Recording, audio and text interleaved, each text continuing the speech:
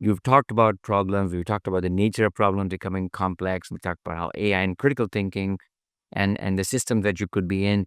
What can they be doing? What is the one or two things that they should keep in mind as you think about, Laura, the problem solving competency for the Gen Z, right? So that's the first part of the question. Second is, if I'm a manager and I really like, I'm gonna go back to say that you're that rare manager, right? Because I think today with the amount of pressure, it's not that the managers are, as you say, they're not the one to be evil. They're it's the pressure from the investors, the pressure of the customers, and the pressure every corner of the system. So, two points on do's and don'ts for the Gen Z, and maybe the do's and don'ts for the manager if you're undertaking sort of someone in a tutelage.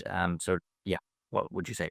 So let me start with the manager, and forgive me for the noise in the background if that's coming through. No. Um, the manager also has to worry about their career and their success and their leadership, right? So that is their job, and it's also what they need to propel themselves. I will tell you that being a talent magnet is the most important thing they could do for their career, right? That manager who has people who want to work with them, who want to help them, that is the most powerful manager. You might not have formal power yet, but if you have the informal power of resources of people who want to help you, want to work with you, there's nothing better than that. So I happen to think that we all have an ethical obligation to develop the people who work for us, because that's part of our value proposition. They don't have to work for us, right? But we can add value to their lives and to the organization by really developing them and making them better. And that includes teaching them how to dress for success. That includes teaching them how to present. That includes teaching them how to write a memo. A lot of these things you used to learn in school and you don't now, and supervisors and managers have to teach it. So the better they are at growing their young talent, which often we forget because young talent tends to move on, right? They tend to leave the organization, but their contributions don't leave, right? So I think we have an obligation to grow those people. X% of them are going to stay with you or are going to send their good friends to come work with you. I think it's a real differentiator to be a real talent magnet. People are in line to come work for you. And a good manager, people want to work for you if you're going to grow them as a young professional. I think that's 100% true. But for the Gen Zers, I think, you know,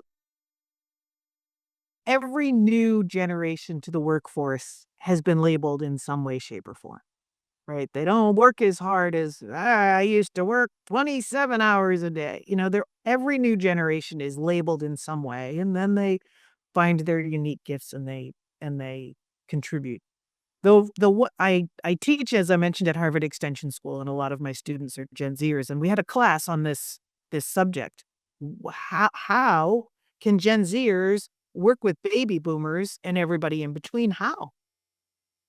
And and they were fantastic, because if they weren't Gen Zers, they supervised Gen Zers, and they sort of sat back and crossed their arms and said, "There's nothing wrong. Gen Zers aren't difficult.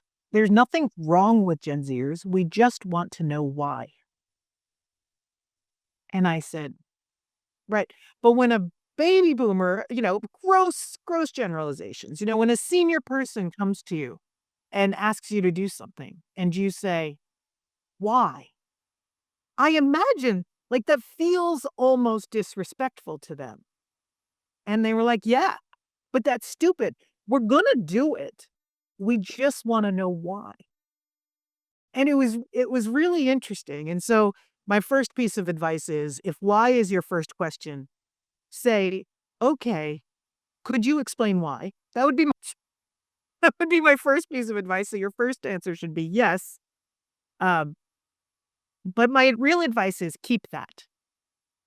Keep that needing to understand why, because it is a different orientation. I was never taught to ask why. I was taught to get it done, and very quickly, and perhaps invisibly, right? I mean, these are the olden days where I stood behind the executives and passed them the answer, right? Never lose that needing to know why. You have to be 100% respectful, but knowing why is the most important thing to know, and I would say just never surrender that, no matter how much they try and beat you out of it. Just always understand, yes, I will work on this, but why is this important to you? Why is it important to the organization? Why is it important to the world? I'm gonna work on this. I'm not saying I just wanna understand your point of view on why this is important. How can anybody object to that? So just don't lose it, would be my advice.